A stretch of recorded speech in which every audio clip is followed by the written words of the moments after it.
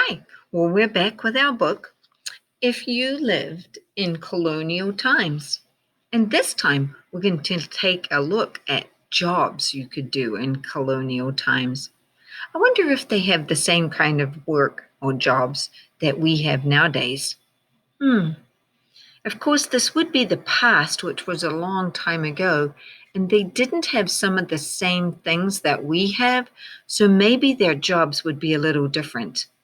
Let's take a look. Who were the workers in a colonial town? Well, here's our first one. This is a cobbler. What do you think a cobbler did? A cobbler was someone who made shoes. People in colonial days walked more than people do today, so they wore out their shoes faster. There was always work for the town cobbler. He mended old shoes and he made new shoes.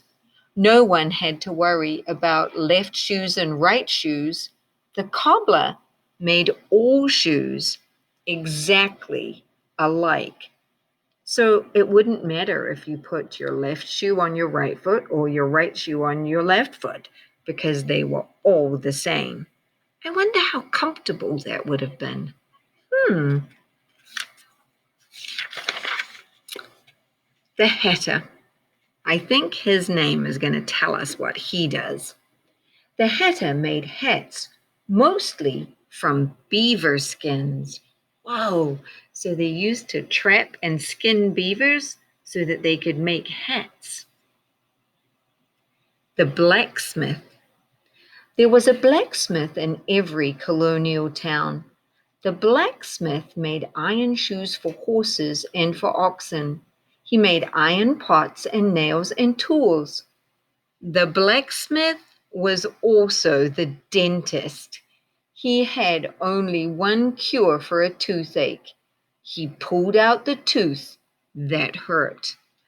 Wow, I sure am glad that I don't go to the blacksmith for my toothaches. I'd much rather go to the dentist than go see the blacksmith. The pewterer. The pewterer made and mended pewter spoons, plates, and mugs. So, in the old days, in colonial times, pewter was a type of metal that they made forks, knives, and spoons out of, and some plates and some heavy cups. So, he was always busy making those. The tanner made leather from animal skins. In colonial days, people wore leather breeches, leather aprons, leather caps, and leather boots. They used leather buckets, rode on leather saddles, and drank from leather mugs. The tanner was a busy man. Whoa! So there was a lot of leather used in colonial times. A tanner would be a good job to have. The silversmith. The silversmith made silver spoons, plates, and cups. There were no banks in colonial days, so instead of taking money to the bank, people brought their silver coins to the silversmith. The silversmith melted the coins and hammered them into beautiful silverware. Paul Revere was a famous silversmith. Some of the silverware he made can be seen in museums. The cabinet maker. Most people in the country made their own furniture, but in the big towns, people built fancier houses. They wanted fancier furniture too. The cabinet maker made furniture for them.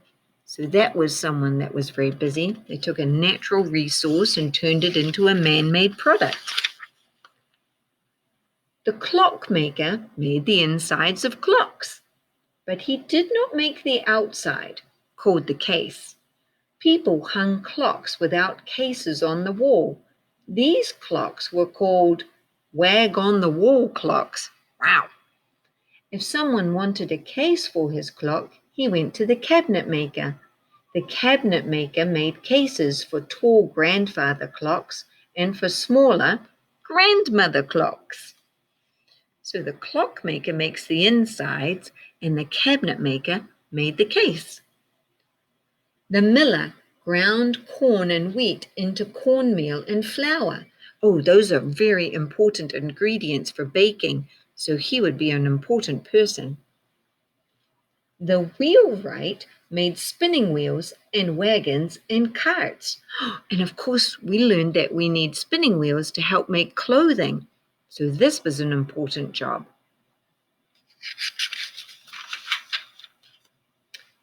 The cooper was a very important man in town. Everyone needed lots of barrels and buckets. The cooper made barrels and buckets to hold salted fish and meat. He made barrels for rum and cider and beer and water. Wow! So making barrels was also important because it was used as storage. I think I use my refrigerator and my cupboards for storage now, and my pantry too. The barber. The colonial barber cut hair, of course, and he made wigs too. And if there were no doctors nearby, the barber was the doctor? His cure was to open a vein in a sick man's arm and let the blood flow into a pan. Most of the time, this cure didn't do any good, and often the sick man got worse instead of better. Well, I sure am glad that we have much better doctors now that don't just cut open my vein and let my blood come out. Science is way better than that now. The tailor. Most people who lived in the country made their own clothes. They didn't need a tailor. But a tailor could always find work in the big towns like Boston. The tailor made clothes for the whole family. He sewed all of the clothes by hand. Well, I'm glad that a person invented a sewing machine which has engineering parts in it, because that makes sewing a lot faster nowadays. But a tailor is still very important. The whitesmith was sometimes called a tinsmith. He made tin candle holders and tin foot warmers. They warmed their feet on tin? There wasn't much tin in early colonial days, so the whitesmith didn't make many new things out of tin. He spent most of his time fixing broken tin. Page is being a bit difficult. Oh, and then there's the town that they lived in. So those were some interesting jobs. I wonder which one I would want to be if I was in colonial times. Would I want to be a cooper and make barrels, or maybe a tanner and work with leather? Maybe I would want to be, someone who made shoes. Yeah. Or maybe I would want to work with silver. That seems pretty important. I wonder which job you would want to have if you lived in colonial times.